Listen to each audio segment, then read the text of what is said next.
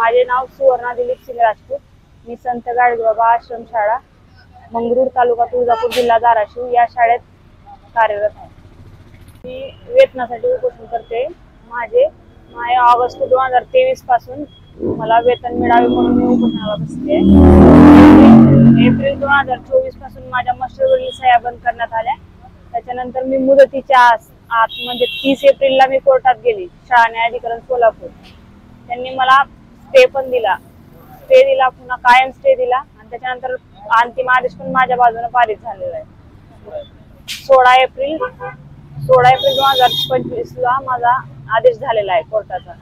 त्याच्यानंतर 13 मे 2025 रोजी जिल्हा समाज कल्याण अधिकारी यांनी मला रुजू करून घ्या आणि वेतन द्या, म्हणजे वेतन देयक या कार्यालयात सादर करा म्हणून पत्र दिले। मुख्याध्यापकांना पत्र दिलं, त्या मुख्याध्यापकांना म्हणजे वेतन बिल सादर करण्यासाठी पत्र दिलं। मग नंतर समाज कल्याण संस्थेमध्ये मुख्याध्यापकांनी माझे वेतन देयक सादर केले नाहीत, कारण संस्थेमध्ये 2 मतप्रवाह आहेत। मग ती काही संस्थेतल्या कर्मचाऱ्यांचे संगनमत करून मुख्याध्यापकांनी माझे वेतन देयक सादर केले नाहीत, म्हणून मी जिल्हा समाज कल्याण अधिकारी साहेबांना विनंती केली होती अर्ज लिहून की मला माझे वेतन मिळण्यासाठी तुम्ही मदत करावी तुमच्या लेवलवर। म्हणून मी त्यांना उपोषणाचा अर्ज दिला की आमच्या शाळेतील कर्मचाऱ्यांचे वेतन देयक आता सादर होतील, त्यांच्या वेतन देयकासोबत जर माझे वेतन देयक नसेल तर तुम्ही मागून घ्या साहेब, आणि माझे वेतन देयक त्यांच्याकडनं मागून माझे त्यांच्यासोबत वेतन काढा म्हणून मी त्यांना विनंती केली होती। पण साहेबांनी तसं न करता त्यांचे वेतन देयक पास केले आणि माझं तर वेतन देयक मागितलं पण नाही मुख्याध्यापकांना। मागणी काय आता आणि कुणाच्या विरोधात तुम्ही नेमकं उपोषण करताय? मी आता समाज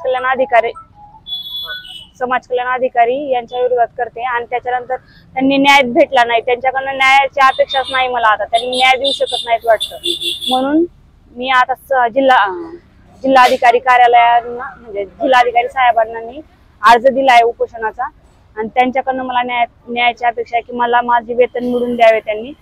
आणि जशी सगळ्या कर्मचाऱ्यांची माझ्या शाळेतली सगळ्या कर्मचाऱ्यांची दिवाळी गोड झाली तशी माझी आता दिवाळी तर होतच नाही, पण मला ते पगार द्यावी। आता मी पगार झाल्याशिवाय उपोषण सोडणार नाही। समस्या आहे जिल्हाधिकारी साहेबांना माझी एकच विनंती आहे।